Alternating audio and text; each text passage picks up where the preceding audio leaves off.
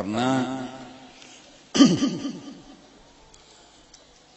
kita itu bujur hidup, bujur kita hidup di dunia ini artinya sesuai dengan perintah Allah Subhanahu wa taala, itu hanya bisa terjadi apabila kita bujur mengikuti Rasulullah. Jadi Rasulullah itu diulah oleh Allah sebagai ikutan, sebagai imam, sebagai contoh teladan. Jadi kadang-kala kita bujur hidup tadi tanpa mempelajari dulu kayak apa garang Rasulullah. Nah, bilanya kita kada tahu kisah Rasulullah jauh daripada kita, lalu kita lawan akal pikiran kita aja. Rasa cocok lawan akal kita gawi, rasa pas sudah rasa bujur rasa kita, lalu kita jalani. Nang jelas itu tak salah. Karena sudah dipadahkan, in kuntum tuhibbunallaha fattabi'uni yuhibbukumullah. Kalau hendak dicintai Allah, itu jalannya adalah mengikuti Rasulullah. Nah, lalu mengikuti tadi kayak apa? Kada kawa, amun kada tahu sejarah hidup kisah hidup Rasulullah. Jadi ketika kaum muslimin menjadikan Rasulullah itu sebagai ikutan, sebagai teladan bujur-bujur, pada saat itu mereka diberikan oleh Allah apa-apa yang sudah diberikan kepada Rasulullah dan sahabat-sahabatnya. Karena jalannya sama lawan jalan Nabi dan sahabat-sahabat. Jadi kalau orang Islam itu maju, orang Islam itu ditolong oleh Allah, orang Islam itu menguasai dunia, ditakuti oleh musuh-musuh Islam. Kayak itulah yang terjadi pada saat orang mengikuti Rasulullah. Tetapi ketika kebalikannya yang terjadi, umat Islam itu terpuruk, umat Islam itu dihinakan orang, dijajah orang, mundur. Itu penyebab utamanya adalah karena jalan kita sudah kada sesuai lagi dengan jalan Rasulullah. Jadi disinilah nang parlo pulang kita mempelajari kembali untuk membujurakan di mana-mana salahnya kita. Dan wayah ini lah zaman wayah ini diakui lah oleh ulama-ulama bahwa kita ini termasuk nang jauh tadi daripada jalan Rasulullah. Jadi makanya umat Islam wayah ini kalah, mundur di bawah orang-orang kafir. Nang padahal sebenarnya Allah sudah menjanjikan bahwa agama kita itu liyuzhirahu 'alad dini kullih. Agama Islam itu akan berada di atas agama-agama yang lain. Allah Ta'ala berjanji akan menjadikan orang Islam ini sebagai penguasa di muka bumi, yang berhak untuk mengatur dunia. Bukan sebagai penjajah, tetapi seharusnya memang sepantasnya nang mengatur dunia ini orang Islam, karena orang Islamlah nang memegang kitab suci dari Allah Subhanahu wa taala sebagai panduan untuk mengatur dunia supaya selamat sampai ke akhirat. Tetapi malah kadang-kala orang Islam diatur oleh umat lain dengan tanpa pegangan kitab suci apa-apa. Nang peraturannya lawan akal manusia aja, nang terus berubah-ubah. Dan terbukti sudah kada pernah maju, kada pernah damai, kada pernah berhasil. Nang ada kekacauan demi kekacauan aja. Jadi sebenarnya ada tanggung jawab orang Islam. Kayak itulah ini ujar ulama-ulama nih. Kemunduran dunia, kerusakan di dunia ini sebenarnya tanggung jawab orang Islam. Kenapa? Maka orang Islam kada berusaha untuk mengambil alih kepemimpinan dunia. Jadi lalu kerugian luar biasa di dunia ini. Cuma kayak apa caranya mengambil alih tadi? Apa dengan teroris? Salah. Makanya harus belajar lawan cara Rasulullah. Nang kesimpulannya tadi kita harus mulai dari dasar dahulu, yaitu kita harus belajar kembali. Belajar kembali sejarah Rasulullah.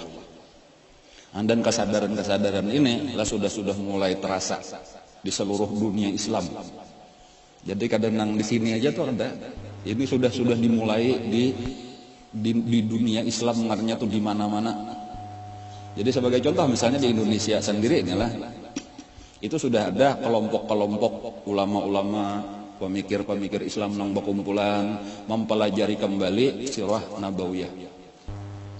Bahkan orang-orang nang cinta lah lawan agamanya ini berkumpulan, karena ada ngarannya di Jakarta itu Akademi Sirah.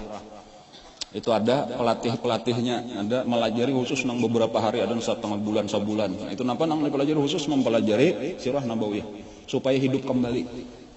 Dan di lain-lain kayak itu juga, di negara-negara lain, di Arab Saudi ada, di Kuwait ada, dan ada tokoh-tokohnya itu.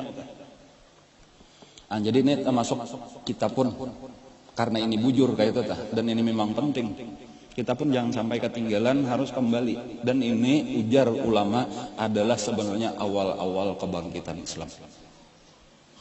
Jadi bilanya orang Islam mulai sadar, tak pikir hendak mulai mempelajari, dan bukan sekadar belajar kisah, tetapi kita ambil pelajaran yang kayaknya kita terapkan di dalam kehidupan kita, maka Islam akan kembali bangkit.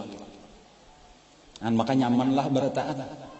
Orang kafir tetap dengan agamanya, tetapi apabila Islam nang maatur, ia merasa nyaman hidup di dalam peraturan agama Islam. Karena di dalam agama Islam itu kada ada lagi kejahatan, kada ada lagi kezaliman,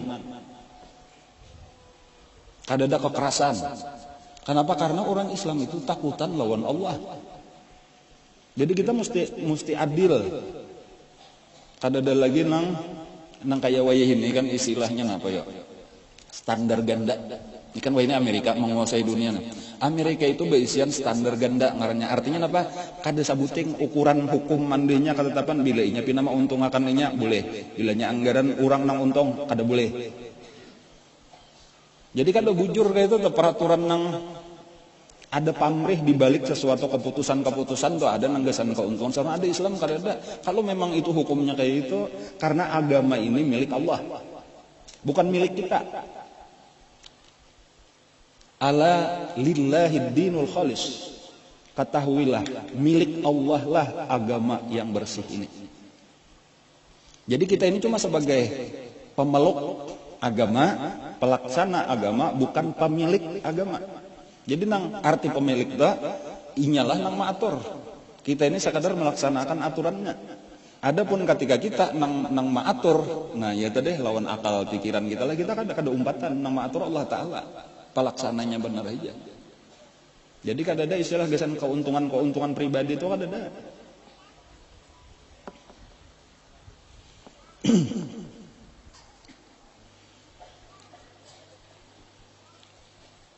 Nah, lalu di antara pelajaran Rasulullah yang sudah kita pelajari sambung bersambung sampai hari ini, yaitu sebenarnya adalah tugas daripada Rasulullah yang paling utama. Biasanya apa Rasulullah itu tugasnya paling utama, ngarannya adalah dakwah. Jadi tugas utama Rasulullah adalah dakwah. Dakwahnya apa pulang? Menyeru manusia kepada Allah, atau menyeru manusia ke jalan Allah. Ya ayyuhan nabi, wahai nabi, ujar Allah, inna arsalnaka syahidan wa mubasyiran wa nadhira. Sungguh kami mengutus engkau syahidan, untuk menjadi saksi. Kaina Nabi kita jadi saksi, mulai kita hidup sampai kaina mati, Nabi jadi saksi. Allah hakimnya, berataan kita di sidang. Siapa saksinya? Nabi. Bahwa Nabi sudah menyampaikan ini nang melanggar dihukum, nang bujur selamat. Ada saksinya Rasulullah. Wa mubasyiran, memberi kabar gembira bahwa orang nang maasi lawan Allah Ta'ala, bahwa percaya Allah adalah Tuhan dan inya sudah menurunkan kitab sucinya, mengutus nabinya, memberitahu apa yang seharusnya kita lakukan di dunia, kemana perjalanan kita yaitu akhirat, itu dijelaskan dengan rinci oleh Allah Subhanahu Wa Ta'ala. Dan diberi kabar gembiralah siapa yang maasi, yang melaksanakan itu akan mendapatkan kebahagiaan yang kekal. Wa nadhiran, dan memberi kabar ancaman bilanya kada maasi akan mendapatkan siksa yang kekal. wa da'iyan ilallah. Nah, tugas utama Nabi tadi menyeru manusia supaya berjalan di jalan Allah ini. Biiznihi, dengan perintah daripada Allah. Sirajan munira, dengan lampu nang menerangi Al-Quran dibawa oleh Nabi. Mukjizat nang kekal. Jadi kalau mukjizatnya nabi-nabi nang lain itu berakhir dengan selesainya mukjizat itu. Dan ketika wafat Nabi itu tinggal kisahnya benar aja lagi. Adapun mukjizat Rasulullah itu berkekalan sampai hari kiamat, yaitu Al-Quran. Terang, jelas. Nah, tinggal ya tak buka hati atau kada aja lagi. Artinya bila nyata buka hati, tahu bahwa ini dasar bujur. Jadi orang-orang kafir Quraisy itu mendengarkannya, tahu bahwa itu bujur. Cumanya kadang-kadang ada penyakit-penyakit di hati lah. Nang fi qulubihim marad fazadahumullahu marad. Karena ada penyakit-penyakit hati itulah nang terlalu berat untuk menerima kebenaran Al-Quran. Itu nang terjadi kenapa? Maka orang Quraisy itu banyak benar nang kadahapun masuk Islam, bahkan kehabisannya memusuhi lawan Rasulullah. Bukan karena mereka menganggap Rasulullah itu salah, Quran itu salah, kada. Mereka sebenarnya mengakui kebenaran Al-Quran lah.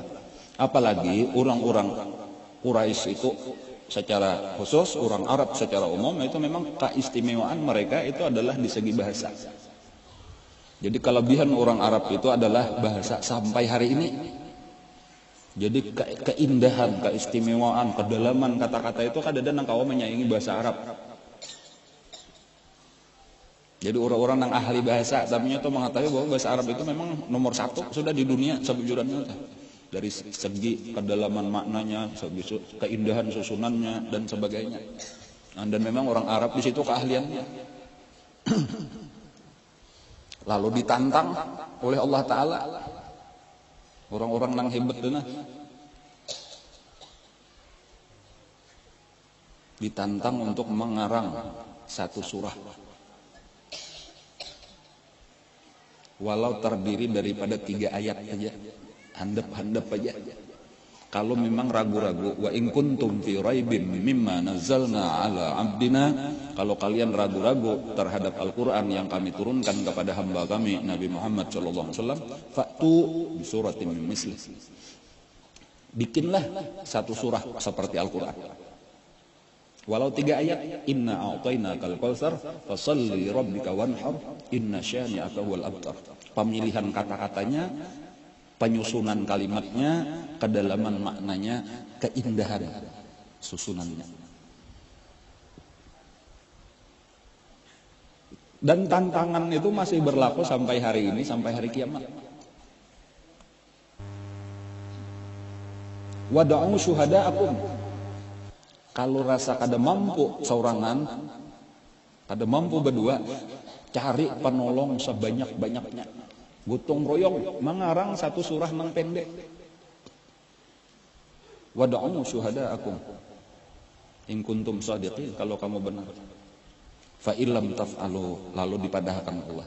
Dan apabila kalian tidak bisa mengarang satu surah, walan taf'alu, dan tidak akan pernah bisa ada nang mengarang satu surah sampai hari kiamat. Ini tantangan Allah Ta'ala. Fattaqun nar, maka takutlah kalian kepada api neraka. Kan kayak itu tantangannya.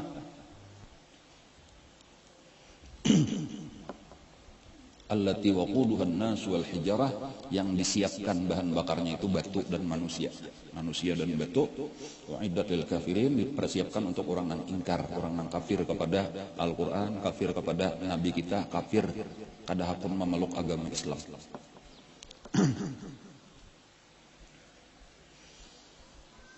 Jadi tugas utama Nabi tadi adalah dakwah.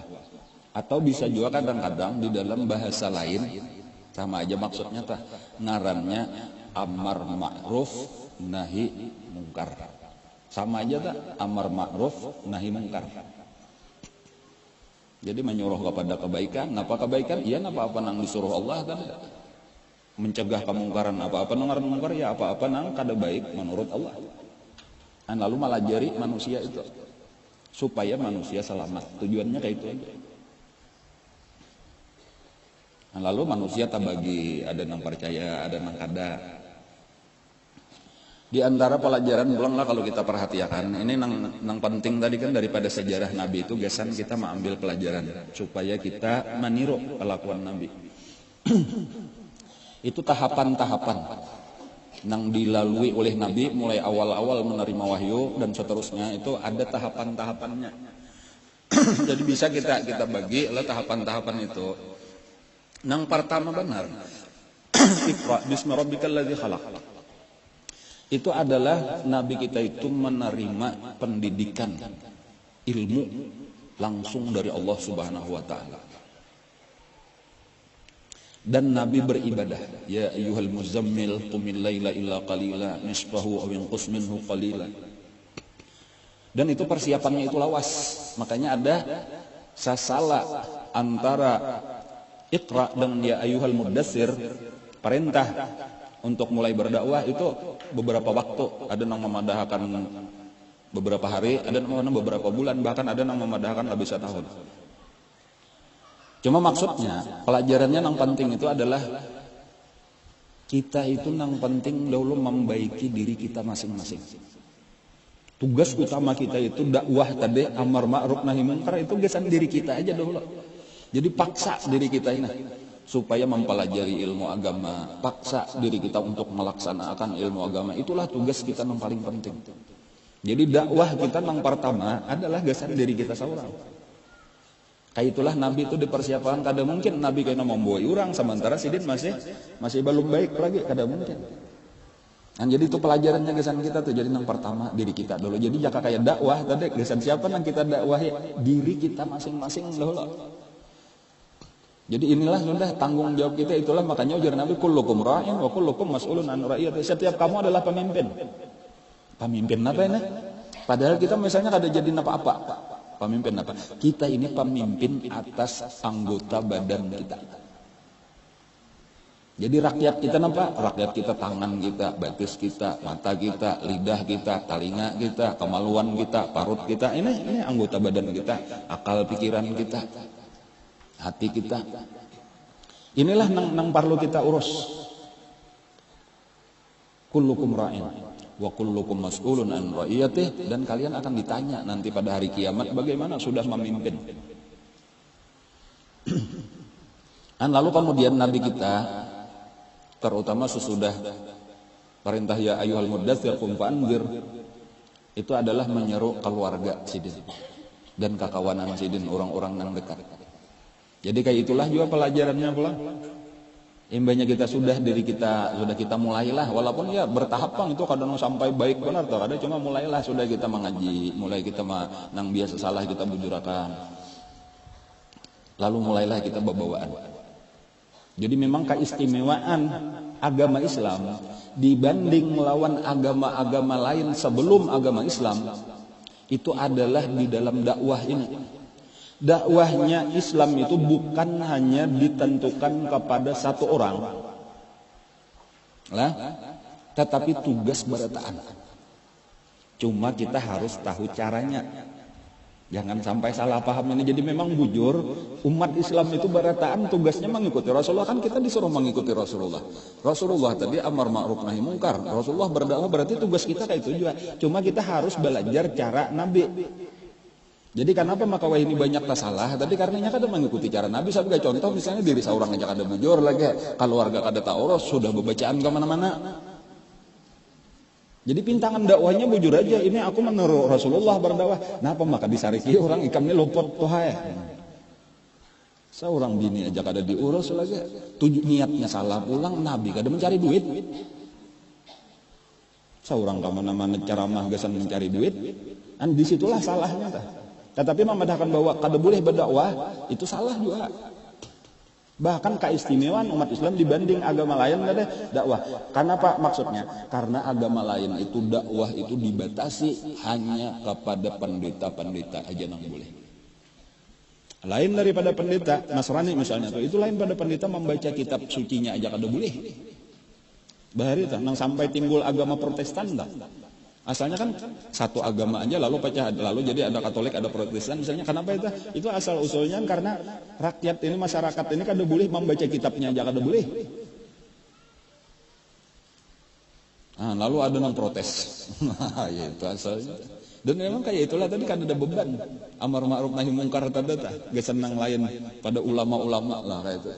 Adapun kita kan bertahan tapi harus tahu di sinilah kita perlu belajar kayak apa garang caranya dakwah itu kayak apa. Jawabannya tadi dakwah kita yang pertama adalah kepada diri kita sendiri. Jadi walau zahirnya kita tulak ke majelis ilmu, tetapi ini sebenarnya adalah kita sedang melajari diri kita seorang supaya nya hakun mengaji, supaya nya hakun menuntut ilmu nang ditinggali Rasulullah. Lalu kayaknya menyusudah hakun mengaji awak kita kita suruh pulang pakailah ilmu ini, jangan sekadar diketahui benar aja. Nah, lalu kain hanya kita bawaan dengan lemah lembut pulang tak lawan anak, lawan bini, lawan laki dibawa. Jadi di dalam Al-Quran disebutkan kenapa maka umat Islam itu disebut salah satunya di Quran itu sebagai sebaik-baik umat. Kuntum khaira ummatin ukhrijat linnas. Kalian adalah sebaik-baik umat yang pernah dibangkitkan Allah di tengah-tengah manusia, di antara manusia. Jawabannya ta'muruna bil ma'ruf wa tanhauna 'anil munkar wa tu'minuna billah. Karena mereka ini barataan. Ta'muruna bil ma'ruf, tugasnya adalah amar ma'ruf nahi munkar dan beriman kepada Allah. Jadi ininya kadang-kadang nang kita tak tinggalkan.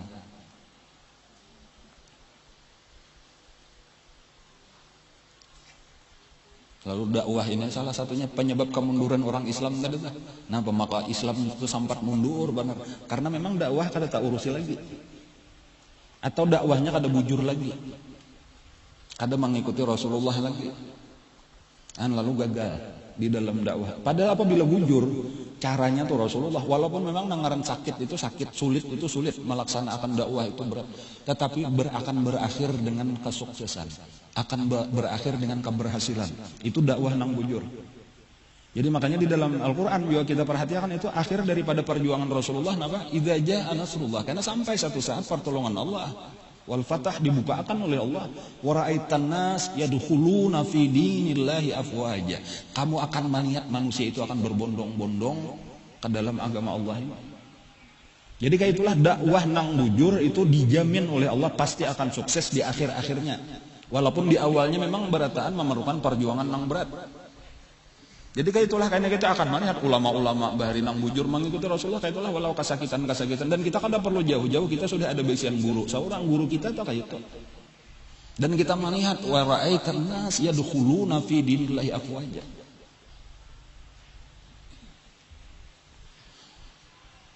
Ulun bulik pula tahun 89 ke sini, asal di Martapura, bulik ke sini tahun 98.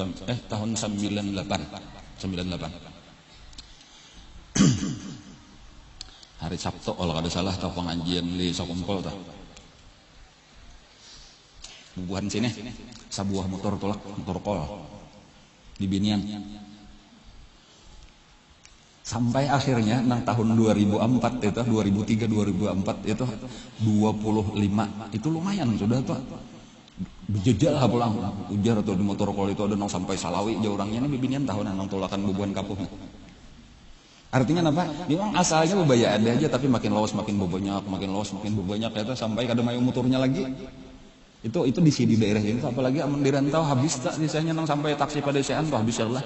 Itu kita melihat toh itulah arti waraitan nas yadkhuluna fi dinillah. Kenapa? Karena itu pertolongan Allah akan terjadi. Memang berataan orang hendak kebenaran, mencari kebenaran. Berataan orang hendak kebahagiaan dunia dan akhirat. Agama Islam ini agama gasan kita bahagia dunia akhirat. Kadang di akhirat saja tah nyamannya tuh di dunia dan akhirat. Itu di dalam nang doa nang kita baca tah Rabbana atina fid dunya hasanah wa fil akhirati hasanah. Nyamannya tuh mulai di dunia sampai ke akhirat. Tetapi ketika di dunia sudah macam-macam kita permasalahan sakit kepala, stres. Di akhirat kada tahu kisah kejagar dipukuli mungkar nakir di dalam kubur naudzubillah. Nah, apa maka ini? Karena kita ini ada nang kada bujur menjalani jalan Rasulullah.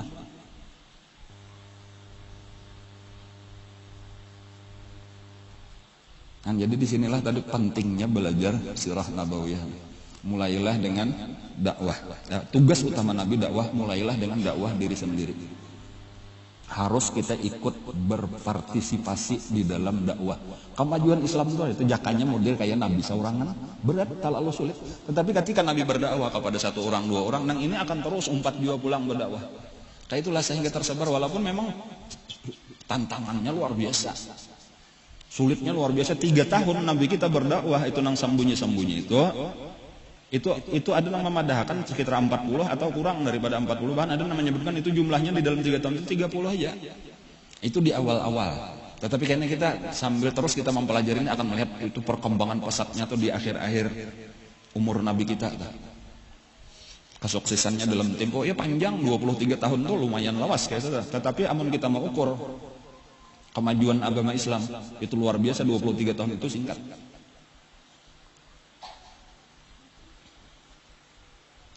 Nah, lalu banyak sudah isi rumah, kakawanan nang akrab-akrab, lalu perintah turun berikutnya apa? Wa anzir asyiratakal akrabin.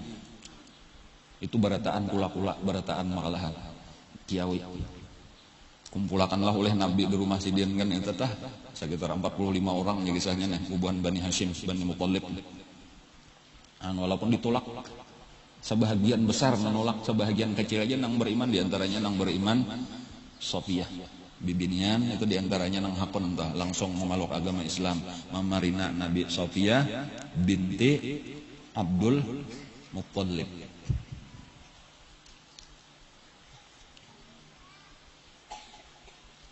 Kawin lawan Awam, ngarannya Awam, lakinya Sofiyah itu Awam bintu Khuwailid. Awam bin Khuwailid berarti berdua bading lawan Siti Khadijah. Awam baisian anak Zubair. Jadi ada sahabat Nabi ngarannya Zubair ibnul Awam. Itu salah satu sahabat nang terdahulu masuk Islam juga, lawan bahkan terdahulu pada mama. Nah, Zubair ibnul Awam terdahulu pada mama. Di awal-awal itu kan ada kisah minggu tadi nang diseru oleh Sayyidina Abu Bakar Siddiq pulang banyak sudah masuk Islam, langsung mendatangi Sayyidina Utsman bin Affan, mendatangi Zubair ibnul Awam, Abdurrahman bin Auf. Zubair ibnul Awam ini kayaknya kawin lawan Asma, Sayyidah Asma binti Abi Bakar, anak Sayyidina Abu Bakar, melahirkan Abdullah ibnu Zubair ibnul Awam. Ini tokoh-tokoh Islam kan, tokoh-tokoh besar. Ada lagi nang beriman Sayyidina Ja'far bin Abi Thalib, anak daripada Abu Thalib. Ada penang lain, ya sekadar tahu bener aja. Jadi memang dakwah tuh kada beloluan sukses kada. Pamulaan tuh tahbar dahulu, paling kada orang tahuan, mendengar habarnya barang dahulu. Nah, lalu kayaknya betundaan lah hidayah Allah Ta'ala tuh betundaan. Asalnya kada kepingin tuh kada tertarik, tapi kayaknya karena rancakan mendengar bah biasanya kepingin. Nah, jadi kayak itulah, yang penting sampaikan dahulu. Nah, lalu ketika turun ayat berikutnya, fasda bima tu'mar wa a'rid anil musyrikin inna kafainakal mustahzi'in. Sesudah 3 tahun tadi secara sembunyi-sembunyi, lalu Nabi mulai menyebarkan dakwah itu secara terang-terangan. Jadi yang pertama tadi keluarga dikumpulkan. Imba itu Nabi kita pagi-pagi itu sudah menetapkan untuk menyampaikan mulai hari ini aku akan berdakwah di tengah orang banyak sama sekali. Lalu Nabi naik ke Gunung Safa pagi-pagi beisukan sopat. Ada yang menyebutkan kah Jabal Abi Qubais, cuman yang lebih nyaman itu kita main ngaran Abi Qubais itu tinggi benar di atas istana wae eta. Itu karena beparakan aja ta, antara Safa itu lawan Abi Qubais itu parak aja. Sebelah Pasayan tadi kita. Ada ini kan pamulaan Pasayan dah. Naiklah Nabi ke situ, lalu Nabi bakuriak mengiawi orang-orang Quraisy itu tadi. Dikiawi Nabi, wahai Bani Anu, wahai suku Anu, wahai suku Anu, dikiawi Nabi gitu, lalu datanganlah orang mendengar ini. Jadi nyaring seorang Nabi. Sampai kisahnya ada orang nang kada kaubar mendatangi sibuk lah mau utus seseorang anaknya kah atau siapa datangi itu napa nah hendak disampaikan pengumuman penting. Nah, lalu datanganlah berkumpulanlah orang, lalu ujar Nabi sesudah tak kumpulan orang nah, wahai orang-orang Quraisy, seandainya aku ini memadahkan lawan keberatan bahwa di sebelah gunung ini Nabi menunjuk ke Jabal Abi Qubais ada musuh sedang menyerang kita. Percayalah kan, percayalah lawan pandir kan. Aku memadahkan seandainya aku mana ada musuh tentara lagi hendak menyerang kita, percayalah kan lawan pandiran kok. Karena ikam kada melihat pang bujur di sebelah gunung Abi Qubais itu ada atau kada ada. Ujar barataan kami percaya. Karena kami sudah tahu ikam kada pernah berdusta. Cerita. Jadi kalau sekadar apapun yang disampaikan Nabi percaya. Yang tetapi disinilah masalahnya. Ketika Nabi memadahkan ini Rasulullah ilaikum, aku ini diutus oleh Allah kepada kalian. Dan kita ini aku memberi kabar peringatan bahwa bilanya kada aku menyembah Allah Ta'ala, mengesahkan Allah ada di akhir kita ini akan ke akhirat. Di akhirat cuma ada surga, cuma ada neraka. Ketika disampaikan itulah yang pertama benar menolak itu memarina Nabi seorang ngarannya Abu Lahab.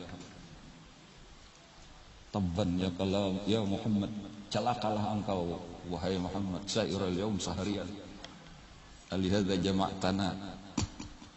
Untuk inikah engkau mengumpulkan? Lalu bubarlah orang. Bahkan Abu Lahab mau usir, ayo berikan. Sudah bubar itu Abu Lahab.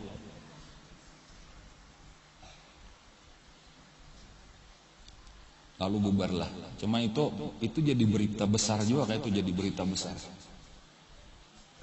Dan sejak itulah Nabi terus menerus mendatangi di mana-mana ada orang berkumpulan, Nabi lalu bapak dikiawi sidin, lalu dibacakan Al-Qur'an walaupun sedikit benar nang baiman. Dan bahkan di antara orang-orang nang baiman di masa itu kebanyakannya adalah orang-orang nang lemah. Nah, orang-orang yang lemah itu diantaranya maksudnya budak satu, kemudian fakir miskin, kemudian lagi mantan budak. Nah, mantan budak itu orang yang bekas budak tapi sudah dimerdekakan. Mereka itu kalau di dalam masa jahiliyah atau di dalam adatnya itu disebut maula. Nang masih ada kaitan dengan orang yang memerdekakannya, walaupun amrih jadi budak, tetapi tetap ada kaitan. Makanya karena ketika bakas budak ini masuk Islam itu nang bakas majikannya tuh masih menyiksa. Jadi bukan hanya nang budak nang disiksa, tetapi para mawali ngarannya para mantan budak itu disiksa. Dan ini nang sebenarnya kayaknya paling sakit sebujurannya lah.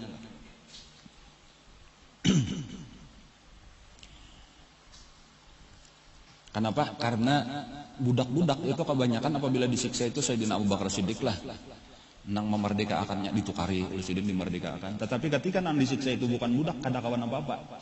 Sayyidina Abu Bakar Siddiq kada kawan apa, makanya diantaranya itu adalah Yasir, ngarannya adalah Yasir itu sakaluargaan itu masuk Islam, mantan budak, bukan budak lagi. Tetapi bakas budak daripada Bani Makhzum, ngarannya lah Bani Makhzum ini ia sukunya Abu Jahal. Jadi Abu Jahal itu dari Bani Makhzum, adapun Nabi kita itu dari Bani Hashim. Jadinya kelompok-kelompok suku aja kada ada rajanya, kada ada, cuma ini model berebut kekuasaan antara suku-suku. Dan yang paling mendekati lawan Bani Hashim, Bani Muthalib karena itu adalah Bani Makhzum. Persaingan berat, cuma kalah Bani Makhzum nih, cuma jaka ranking 2 di Mekah Bani Makhzum. Salah satunya Abu Jahal. Adapun tokohnya bujur, artinya kepalanya, pemimpinnya. Kalau Bani Hashim itu pemimpinnya saat itu Abu Thalib. Sesudah meninggal Abdul Muthalib, kepalanya Abu Thalib. Adapun Bani Makhzum itu kepalanya adalah Al-Walid Ibnul Mughirah, memarina daripada Abu Jahal. Al-Walid Ibnul Mughirah sudah mungkin biasa mendengar ulun kisahkan pada pengajian yang dahulu-dahulu, itu abah daripada Khalid Ibnul Walid kan.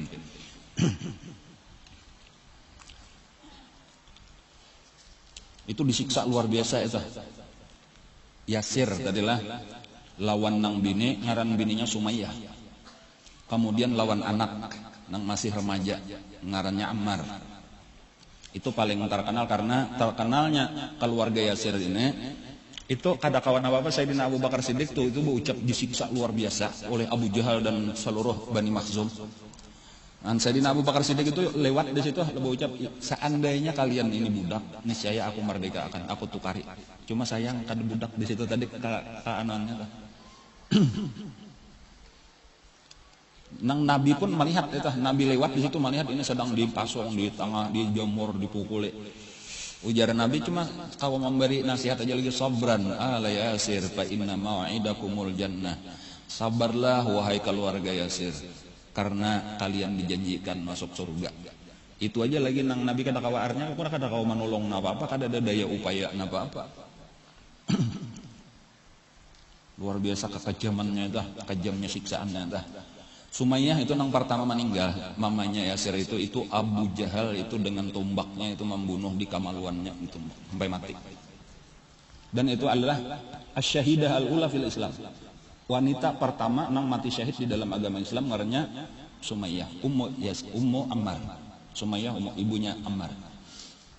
Kemudian hanyar nang kedua mati meninggal syahid juga hukumnya tuh, yaitu Yasirnya tadi. Jadi nang laki tadi nang nomor 1 nang bini Sumayyah. Lalu Ammar ini nang masih kakanakan lah lagi tuh, masih remaja ini. Itu nang disiksa luar biasa.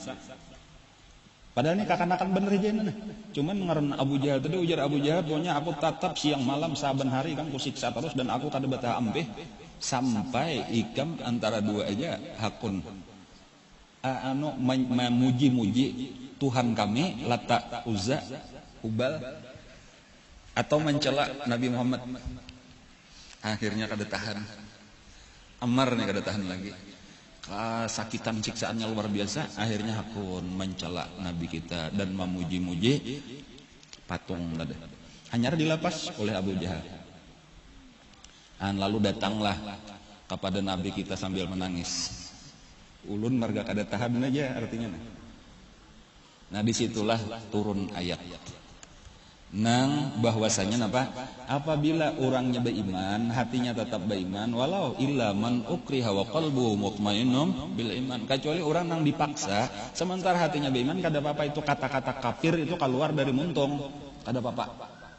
Apabila marga terpaksa, sementara di hatinya kada ada perubahan apa-apa, ini cinta luar biasa kepada Nabi, cuma kada tahan menahan siksaan. Itulah asbabun nuzul turunnya ayat nang illa man ukriha wa qalbuhu mutmainnun bil iman.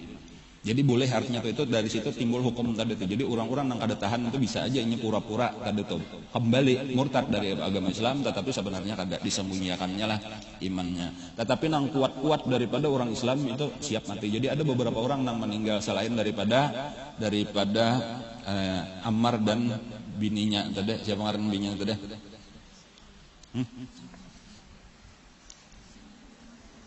Dia asal ingat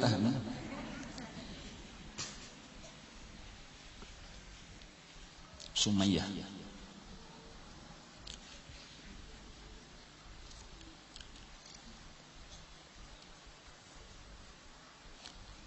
Baguslah menyadap isian kitab buku Sirah Nabawiyah. Ini kebetulan mengikuti sabuting Ar-Rahiqul Makhtum ngaranna. Banyak mana buku-buku sirah ini banyak. Cuma ini salah satu nang hanyar, buku hanyar. Kada bang menang hanyar benar ya.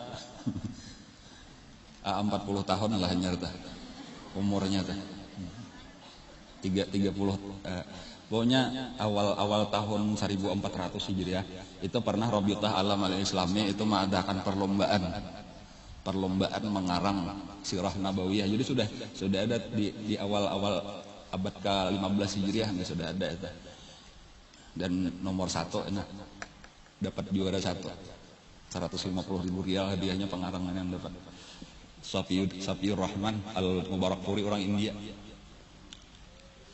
Ini salah satu buku standarnya di orang-orang nang di Jakarta mempelajari sirah tadi itu. Ini salah satu buku standarnya. Murid-muridnya wajib membaca ini. Allah alam ada terjemahnya sudah kada tahu lah, boleh jadi ada. Ar-Rahiqul Makhtum ngarannya bagus. Nang Arabnya kalau ada bisa.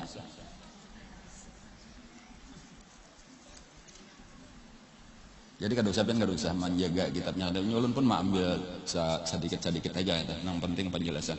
Cuma di rumah maksud ulun temennya ada buku-buku sejarah Nabi itu bagus pelajari kembali supaya lebih memudahkan pemahaman kita.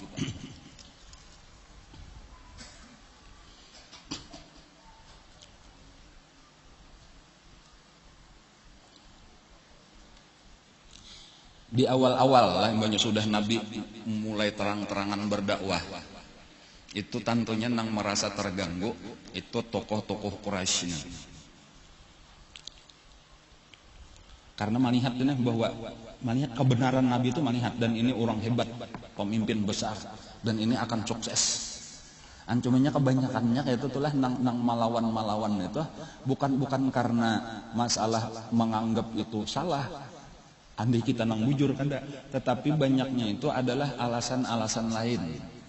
Nang kada bujur kayak itu tuh nang kada bujur artinya bukan mencari kebenaran lagi kada, tetapi ada nafsu di situ masuk sudah. Seperti misalnya Abu Jahal dari Bani Makhzum tadi itu nang penyebabnya sebenarnya karena inya ini berminat supaya satu saat Bani Makhzum lah nang memimpin Mekah kayak itu. Sementara amunnya Nabi ini dari Bani Hashim, saingan terberat ini kita menerima, salah juga ya, kita tunduk, kalah kita lawan Bani Hashim seumuran. Padahal kita ini sudah tuh memperjuangkan. Kayak itu jadi ada kesukuan, ada jabatan, ada macam-macam lah. Itulah penyebabnya nang utamanya tah. Kadang kalau kita tuh hendak mencari kebenaran siapa-siapakah nang bujur tuh umpati aja ya kalau kada mesti. Ini lain bubuhan kita tuh orang supan kita umpat kita kan itu sudah kada bujur lagi itu orang bukan mencari kebenaran karena. Itulah nang banyak terjadi tah. Apalagi tadi melihat misalnya nang pengikut Nabi banyak nang budak-budak orang-orang susah. Amun kita umpatan itu, kita nih orang-orang sugih, kita nih orang-orang besar masa kita bergabung lah itu sama-sama jadi. Itulah tadi terjadi bilanya ada di hati penyakit hati lalu kebenaran itu habisnya tertutup. Jadi nang penting benar dibuangnya itu penghalang hidayah itu. Bilanya sudah ada kesombongan karena harta, karena keturunan, karena jabatan. Iya tuh sudah tuh itu sulit benar untuk menerima kebenaran. Lalu jauhlah daripada kebenaran. Mudahlah syaitan menyesatkan. Dan itu berkelanjutan itu sampai hari kiamat. Jadi makanya sulit benar untuk menerima hidayah itu orang-orang nang terikat dengan kasugihannya. Jarang-jarang tuh ada atau orang yang berisian jabatan, orang-orang yang dimuliakan, orang-orang yang terkenal jarang benar. Jaka bahasa kita ini hakun umpat mengaji. Karena melihat banyak yang susah-susah nang mengaji. Kada ada berisian jabatan apa-apa. Namanya kada ada nang terkenalnya. Jadi makanya pernah tuh bubuhan tokoh-tokoh nih berkumpulan. Artinya kami hakun masuk Islam, tapi syaratnya sebutin ulahakan majelis taklim biasa kami aja. Kami indah mau kumpul bubuhan Bilal, bubuhan nang susah-susah bubuhan Ammar tadi tak ada hakon. Tetapi Nabi dilajari oleh Allah ditagur jangan lakon. Jangan usah kita kayak itu. Hendak masuk Islam bujur-bujur lah umpat lawan orang banyak bergabung hendak nang eksklusif terus dah kawa. Karena Allah Ta'ala kada memandang dunianya, Allah Ta'ala memandang hatinya. Boleh jadi orang-orang yang hina inilah di dalam pandangan manusia mereka lah orang-orang yang mulia di sisi Allah. Abdullah ibnu Mas'ud misalnya tadilah orang susah penggembala kambing, anak yatim pulang lawan mama aja hidup gawian mah ambil upah awak sudah kurus halus pulang.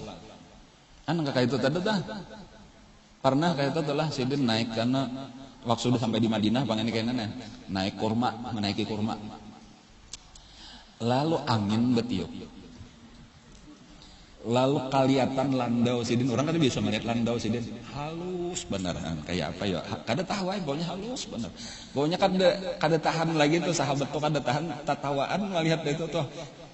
Jaka bahasa kita tuh genal pagalangan tuh ya. Jadi kayak itu mah kau aja berjalan kehalusan nang dah. Lalu Nabi kita melihat sahabat tatawaan tadi. Kenapa aja Nabi maka tatawaannya Nabi? Rasul coba lihat aja landaunya Ibnu Mas'ud tuh halus bener.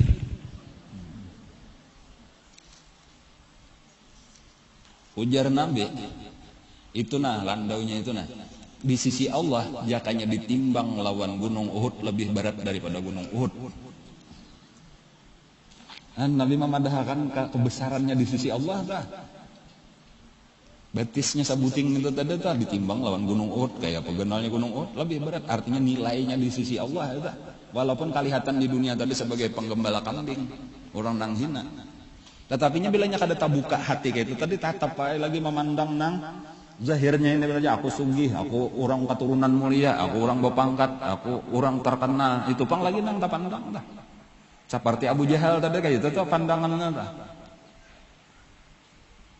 Jadi merasa melihat kemuliaan tuh dengan sesuatu nang nampak di dunia, di situ dikiranya kemuliaan nang sajati padahal kada. Itu ngarannya kemuliaan semu. Nah, arti semu itu kada bujur, kayaknya hilang kayak fata morgana, ngarannya sudah mati itu di dalam kubur ketahuan. Kada ada haraganya sedikit-dikit kalau bebas dari mungkar nakir, misalnya kada dipukulinya karena keturunan si Ano. Atau karena berduit banyak, atau karena di dunia jabatan ini, titel ini, bintang sekian di bahu, udah ada urusan lah mungkar nakir. Bilanya orang beriman, orang takwa, selamat. Bilanya orang nang kafir, orang nang fasik, orang nang maksiat sakit.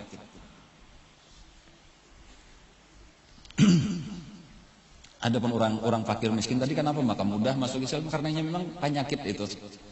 Kadada di hatinya tuh penyakit sombong, tadi tuh kadada penyakit hendak dihormati, kadada biasa-biasa jadi mudahlah terbuka. Nah, jadi hati-hati juga tadi tuh, makanya bahayanya itu penyebab takabur tuh itu nang akan bisa menahan daripada hidayah Allah.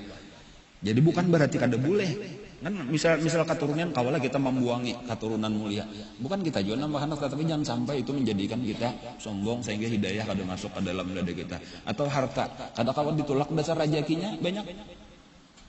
Nya rajaki itu sebagaimana sudah ketentuannya rajaki kita biar buka atau disesahinya. Tetapi bila kada rajaki kita biar disesahi kada mau dapat. Kan kayak itu sudah ditentukan bang, sudah. Jadi amun orang tulisannya sudah sugihnya kan awak ada, tetapi jangan sampai kasugihan itu menjadi penyebab penutup hidayah Allah lawan kita. Kayak itulah jabatan, kayak itulah kemuliaan, popularitas macam-macam.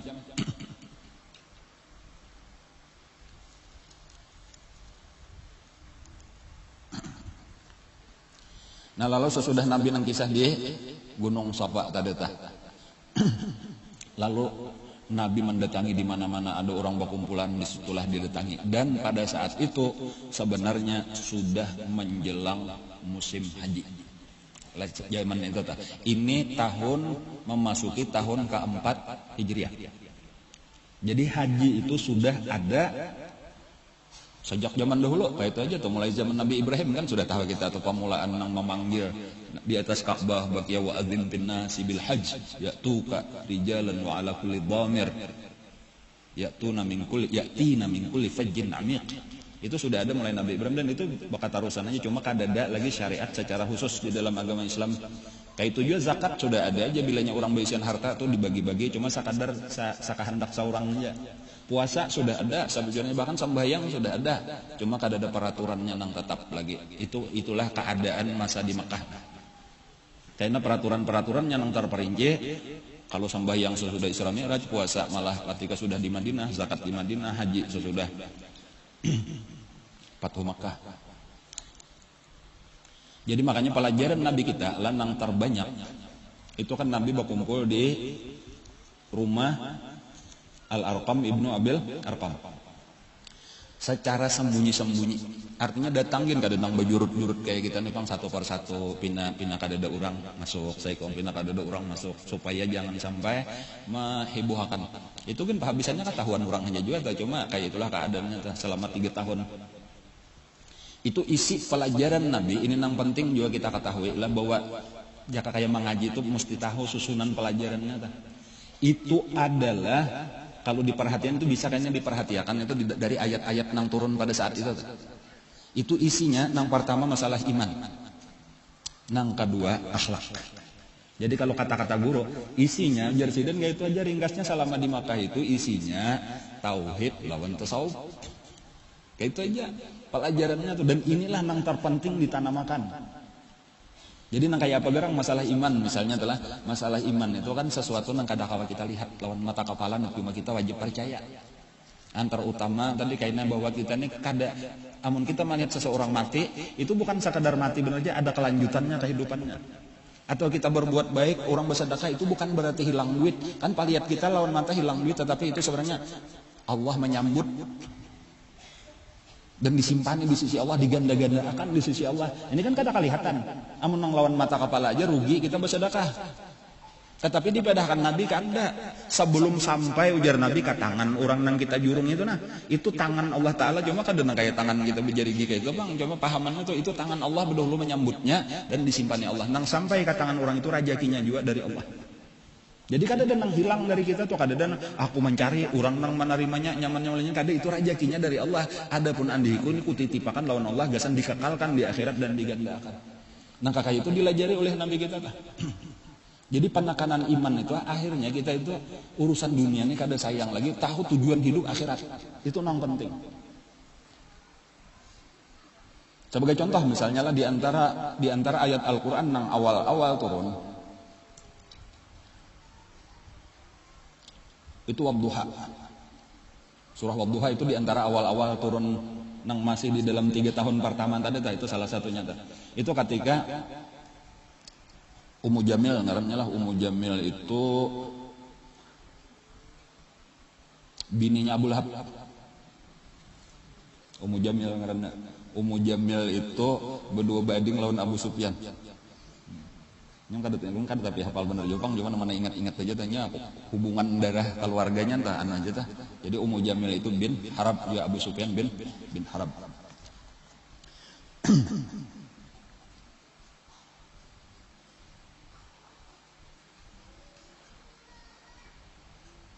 Itu menyambati Nabi.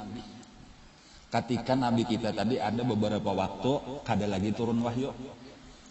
Jadi lalu diuluakannya itulah tadi padahal ini barait rumah itu tawing sebelahan tawing. Orang Arab tuh ada nang sebuah rumah kayak kita bangsa salahnya jauh kada. Kita lihat ya rumah di Arab tuh barait. Jakarta kayak kita udah kayak bidak. Kan di situ anu bangunan imarah ngaranna tadi situ bepitak-pitak nih rumah si anu dar ngaranna tuh barait aja. Jaka kayak di Indonesia tuh model kayak apartemen ngaranna tuh gedung ya kita kalau di nanti ya kalau lah gedung berapa keluarga sebuah gedung. Rusun kalau inilah rumah susun. Jadi Nabi itu lawan Abu Jahal itu sebelahan tawing. Lawan Abu Lahab memerina. Ya tunang menyambati kayak itu tadi ikamnya di Tuhan ikam meninggalkan. Kada dapat wahyu lagi. Syaitan ikam kada akan mendatangi lagi. Anan Jibril kan syaitan.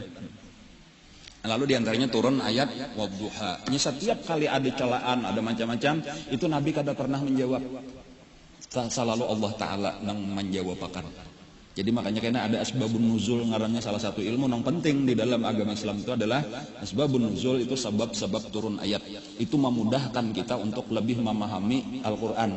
Makanya salah satu syarat atau salah satu ilmu di dalam ulumut tafsir, artinya orang-orang yang boleh mentafsirkan Al-Quran itu salah satu ilmu yang wajib dimiliki adalah asbabun nuzul. Namun orang kada tahu asbabun nuzul lalu memaham Quran seorang berbahaya. Nya kada kayak itu pahamannya hadis itu kada apa ayat itu kada kayak itu. Nah jadi orang yang tahu asbabun nuzul itu mudah memaham. Walaupun ada lagi syarat-syarat yang lain. Tentunya nang kada mesti menguasai bahasa Arab, ilmu alat macam-macam ilmu alat, ilmu nahwu saraf, balaghah, ilmu bayan, ilmu badi, ilmu ma'ani ngarannya itu wajib dikuasai. Cuma salah satunya tadi asbabun nuzul. Ada juga ngarannya ilmu nasikh mansukh. Itu wajib dikuasai nang ini terdahulu nang ini terdudi hukumnya nang ini nang kada dipakai, nang ini nang dipakai, macam-macam.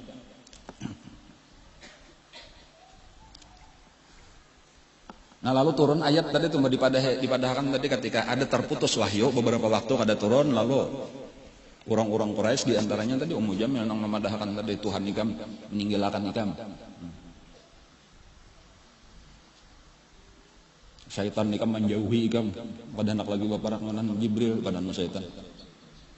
Lalu turun ayat Wadduha demi waktu duha wal laili idza saja dan apabila malam telah gelap. Ma wadda'aka tiada meninggalkan oleh Tuhan engkau wa maqala dan tiada menjauhi. Nah, jadi turun ayat itu bahwa Tuhan kada pernah meninggalkan Nabi, Tuhan kada pernah menjauhi Nabi. Allah selalu berserta nabi kita. Ma wadda'aka rabbuka wa ma qala walal akhiratu khairul laka minal ula. Ini peringatan-peringatannya tuh jenisnya kayak itu. Akhirat itu lebih baik bagi engkau daripada dunia. Jadi tujuannya tuh kasih itu bahwa tujuan kita ayolah biarlah disakiti orang macam-macam, karena setiap kesakitan daripada manusia itu berarti Tuhan Maha Pusaka dosa, meninggikan derajat. Sabar. Jadi makanya kenapa maka Nabi itu hilim tadi tuh ada pernah melawan. Ini sabujurnya kalau kita lawan mata kepala, lawan akal pikiran itu mesti stres, serangan bertubi-tubi dari segala arah. Tetapi ketika orang dengan iman memandangnya kada itu, ini sebenarnya nang ampun sutradara dibalik semua kejadian itu Allah. La fa'ila illallah. Kita sudah belajar sifat 20. Jadi ini alat-alat Allah gasan mau uji kita, gasan meninggikan derajat, memberi pahala nang banyak, menghapuskan dosa, meninggikan derajat. Jadi sudah tenang aja, kada memandang sebagai Abu Lahab jahat benar, Abu Jahal jahat benar, kada kayak itu tah. Jadi Nabi kita cuma Allah kayaknya nang membela itu untuk memadahkan kebenarannya. Jadi setiap ada celaan dan sebagainya, tuduhan dan sebagainya itu Allah nang menurunkan ayat. Walal akhiratu khairul laka minal ula. Akhirat itu lebih baik bagi engkau daripada dunia. Wala saufa yu'tika rabbuka fatardha. Sungguh Allah akan memberikan kepada engkau apa yang engkau kehendaki sampai engkau puas. Itu janji-janji Allah lawan Nabi kita tuh kayaknya ikam akan diberi Allah apa aja sampai ikam merasa puas. Pada waktu ayat itu turun ujar Nabi, wala arda wa ahadun min ummati dakhalan nar. Nang ulun kada ridha, nang ulun kada puas kalau ada satu orang aja lagi daripada umat ulun nang masuk neraka. Itu nang ujar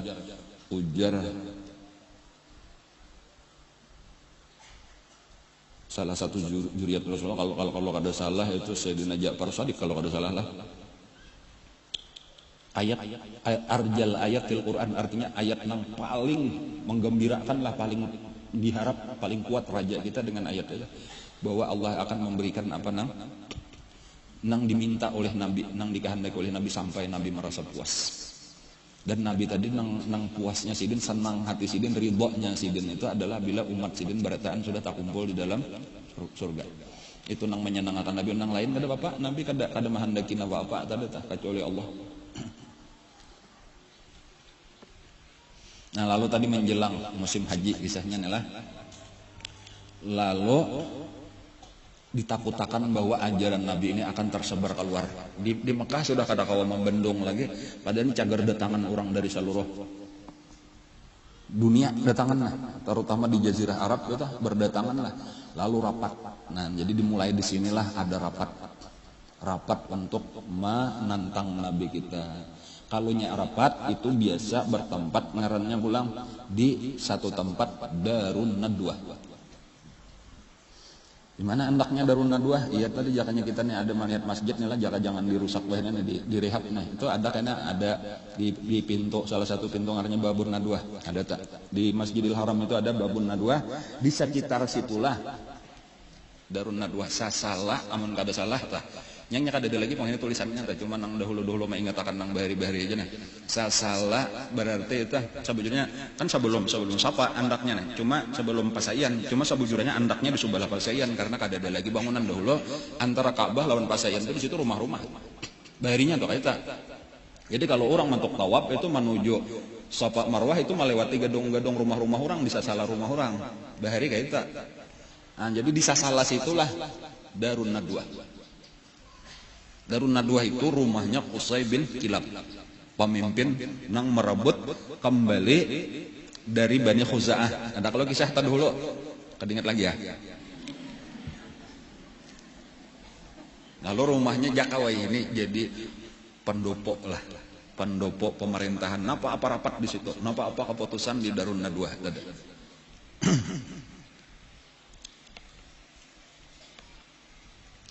Rumahnya Qusay bin Kilab. Itu salah satu jadilah orang Quraisy itu berbagi kekuasaan tuh berbagi, jadi kada ada raja kada ada, tetapi masing-masing menguasai satu bagian. Jadi ada nang ini Darun Nadwah pemiliknya, berarti ini sudah mempunyai syaraf marnya kemuliaan. Ada nang menjaga tukang kalambu Ka'bah. Itu nang membagi nang kalambu Ka'bah itu nang maaturnya Al-Walid Ibnul Mughirah tadi. Bahkan inya saurangan itu setahun diganti kan mulai bahari itu. Itu setahun itu Walid Ibnul Mughirah, setahunnya betuturuk bubuhan suku-suku nang lain. Walid Ibnul Mughirah itu luar biasa, sugih. Nah, Zam-Zam itu Sayyidina Abbas. Nah, masing-masing ada pun nang rifadah ngarannya memberi makan, memberi minum orang haji itu Abu Thalib. Jadi berbagi-bagi kekuasaan. Nah, lalu tadi kayak apa? Rapat. Di antara keputusannya tadi ini berbahaya, dakwahnya ini karena bisa menyebar ke lain dan harus kita bendung. Nah, lalu di antara keputusan rapat tadi kita mesti menemui di mana-mana ada orang datang itu mesti ada kena nang menyambang supaya menjaga jangan sampai inya terpengaruh. Nah, kayak gitu. Nah, jadi lalu sepakatlah diaturlah pasukannya. Jadi bila ada rombongan datang itu di antaranya ya disambut selamat datang dan sebagainya. Penghormatan kepada orang haji itu luar biasa, memang itu keistimewaan orang Makkah. Menyambut, diberi minuman, air Zam-Zam, bahkan diberi makanan. Memberi makanan itu di budayanya mulai datuk Nabi nang Bangaran Hashim, kuitan daripada Abdul Muthalib. Itu mulai zaman itu sidin nang tambahan selain minum itu orang haji diberi makanan. Jadi disambut, dibawa digurungi makanan, bubur, syarid, ngarnya sarid. Itu Hashim. Bahkan jadi Hashim itu ngarnya Amro. Di ngarani Hashim itu karena ada orang jamaah nang kada tahu, sangkan ini tukang pengawahan. Jadi arti Hashim itu orang yang sedang mengaduk, tukang aduk di kawah nih, mengaduk makanan tadi tah, maulah bubur nah. Jadi ya Hashim, ya artinya sambil menyurung mangkok. Nah. Enggak salah jurlah digila pada sidin bosnya. Ampun nang duit sidin gitu tuh Hashim kuitan daripada Abdul Muthalib, orang sugih di Mekah zaman dahulu tuh.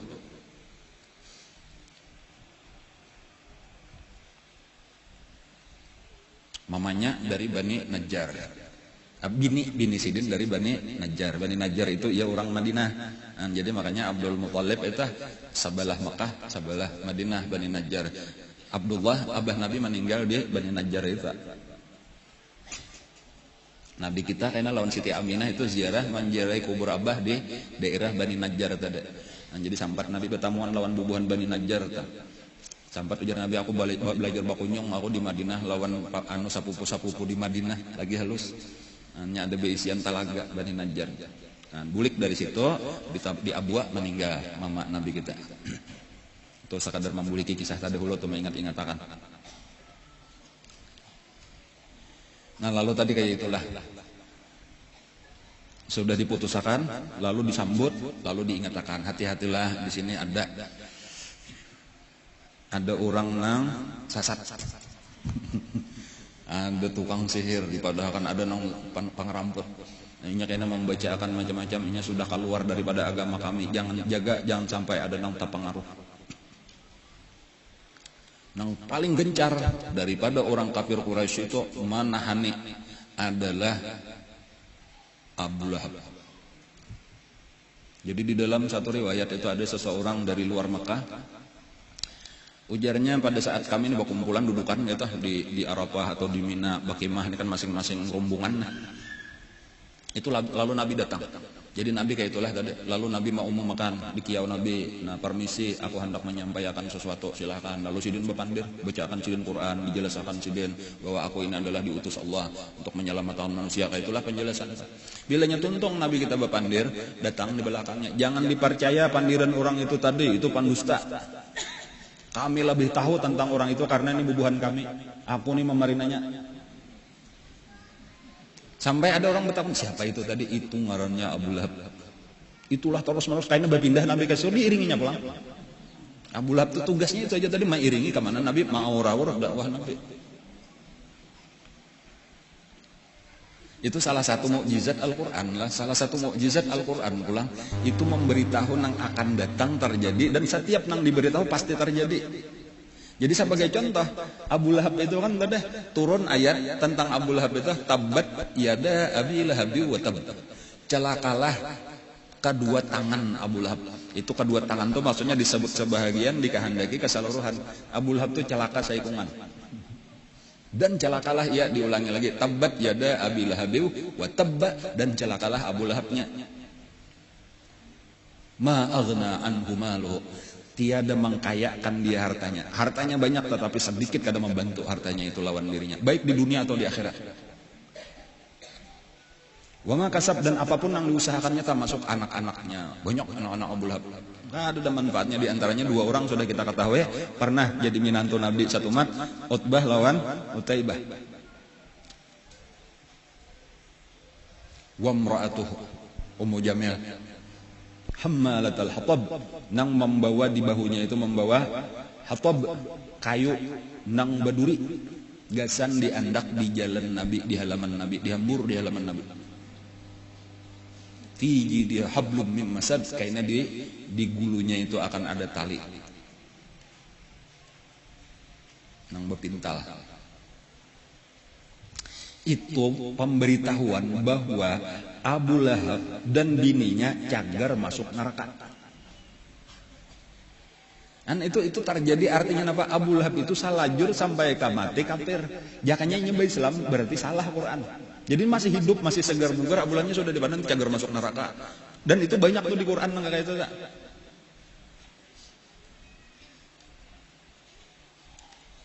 Abu Jahal tuh ada juga tuh kayaknya ayatnya di dalam Iqra tuh, sambungan Iqra tuh kayaknya ada tuh tenang di sana.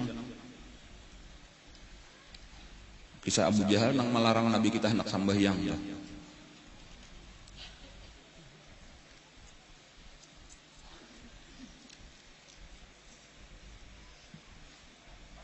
Abu Jahal itu ada apa, Abu Lahab tadi ada kalau kisah matinya sudah pernah ulun kisahkan kan karena penyakit. Karena penyakit menular. Nang sampai anak-anaknya aja kada ada hendak berdiam di rumah lagi. Kan kayak itu, jadi hartanya kada ada menolong, anak-anaknya tuh kada ada menolongnya. Itulah nang ngaran abtar. Inna syani'aka wal abtar. Ini riwayatnya itu ayat inna a'tayna itu ada nang memadahkan di Mekah, ada nang memadahkan di Madinah. Kalau nya di Mekah ya hubungannya tadi lawan kematian anak Nabi Abdullah.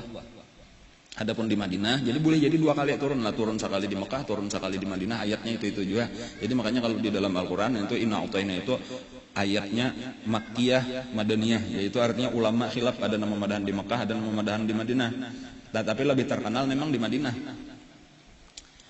Tetapi kalau kita melihat anunya itu Makkiyah, ya tulisannya itu berarti turun di Mekah. Itu hubungannya ketika Nabi kematian salah satu anak siden. Nah, ketika di Mekah itu nang meninggal Abdullah. Adapun ketika di Madinah itu nang meninggal Ibrahim daripada Mariyatul Qibtiyah. Cuma pada saat kematian anak Nabi nang laki-laki itulah orang-orang kafir ya diantaranya Ummu Jamil tadi, Abu Lahab tadi itu memadahkan Nabi kita itu abtar. Batara Muhammad ya, arti abtar itu putus keturunan. Ini kada dicagar baka turunan lagi kan, lalakian kada ada lagi bang, anak lalakian meninggal. Nah ada bibinian aja. Lalu dipaturun ayat. Nabi kada pernah melawan, tadi kayak itu ayat Allah menurunkan inna a'tainakal kautsar. Sesungguhnya kami memberikan kepada engkau al-kautsar. Al-kautsar itu bisa diartikan karena telaga di akhirat. Itu nang masyhurnya. Tetapi kalau pandangan secara bahasa itu kebaikan atau kenikmatan nang sangat banyak. Termasuk zuriat nang sangat banyak, keturunan nang banyak. Jadi artinya kada bujur bahwa ikam ini kada bejuriat lagi kan, kada bujur. Aku memberi ikam saling banyak kan. Jadi gunanya keturunan itu adalah menolong kita mulai di dunia sampai kayaknya kita di dalam kubur, pahala terus mengalirkan anak-anak itu. Nabi akan mendapatkan itu.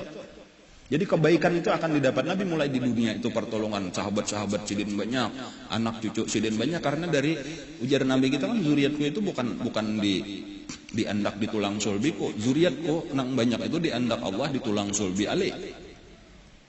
Jadi seluruh zuriat Nabi itu ahlul bait itu nang sampai hari ini tuh anak-anak cucu Nabi ngaranna tuh, jadi sangat banyak. Inna a'tainakal kautsar fasholli li rabbik wanhar. Sembahyanglah dan berkorbanlah. Inna syani'aka, sesungguhnya orang-orang yang mencela engkau huwal abtar. Mereka itu nang putus keturunan. Jadi contohnya tadi Abu Lahab mulai di dunia sudah saikung ada, dan anaknya baku kumpul aja kada hakon. Jadi berduaan lawan bini Ummu Jamil tadi tuh, dan Ummu Jamil pun akhirnya kajangkitannya juga sama matinya lawan Abu Lahab. Sampai ketika sudah mati itu kada denah kon mendatangi. Sampai buruk. Baunya luar biasa. Nah ketika sudah berbau itulah orang-orang di Mekah itu mendatangi anak-anaknya. Ayo pang kayak apa tuh nah, Abah Hikam, Mama Hikam tuh nah. Mengganggu kami baunya. Ujar nah anak kami takutan juga. Kalau pindah kajangkitannya juga. Akhirnya mereka itu datang dengan membawa kayu nang panjang, ditabuk jauh-jauh, di rumah itu juga ditabuk di rumah itu juga, lalu dengan kayu tadi ditunjul sampai tercabur ke dalam lubangnya. Dan kayak itu anaknya. Celakanya Abu Lahab soal itu. Kelihatan mulai di dunia sudah siksaan Allah.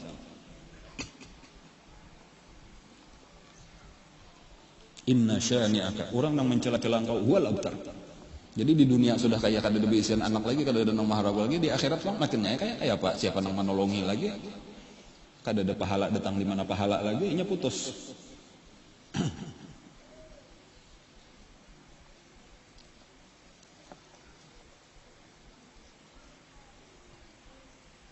Nah walaupun lah kada banyak nang masuk Islam, cuma memang nang diharapkan nang pertama-tama itu adalah orang mulai tahu, lalu tahabarlah, bukan hanya di Mekah tetapi sampai ke penjuru-penjuru di daerah Arab itu sudah tahabar bahwa di Mekah itu ada seseorang nang mengaku jadi Rasul. Dan ini membawa agama nang hanyar, membawa kitab suci nang hanyar, ngarannya Muhammad bin Abdullah. Dan kemudian kitab sucinya Al-Quran, agamanya agama Islam. Itulah awal-awal, jadi pamulaan benar memang dikenalkanlah dahulu kayak itu. Jadi walaupun belum kelihatan lagi hasil nang memuaskan tuh, belum ada lagi di awal-awal tahun. Ini masih tahun keempat Hijriah.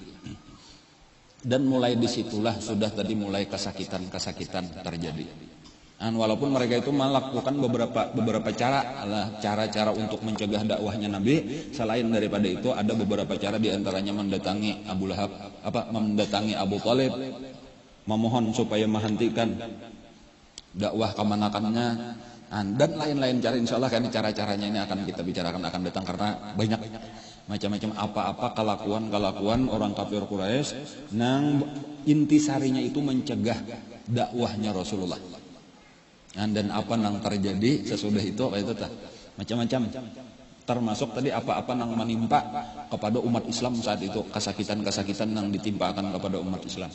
Jadi ini memang jaga kisah tahun ke-4 sampai tahun ke-5 Hijriah itu adalah masa-masa sakit, masa-masa sulit, dan itu berkelanjutan tahun ke-6, tahun ke-7, ke-8, ke-9 sampai ke-10.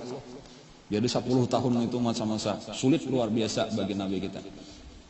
Dan tahun ke-10 Hijriah itu wafatnya karena Abu Thalib, wafatnya bini Nabi Siti Khadijah. Cuma kita pada dasarnya pada hari ini kita mempelajari dalam banyak insya Allah tuh ilmu yang kita dapatkan. Tetapi secara sejarah ini kita sudah memasuki tahun ke-4 Hijriah, yaitu dakwah terang-terangan ngarannya, dan Nabi menghadapi banyak kesakitan. Makanya kalau kita memperhatikan itulah di dalam surah Asy-Syu'ara atau nang fasda bima tu'mar, atau di dalam surah nang itu tadi nang wa anzir asyiratakal aqrabin.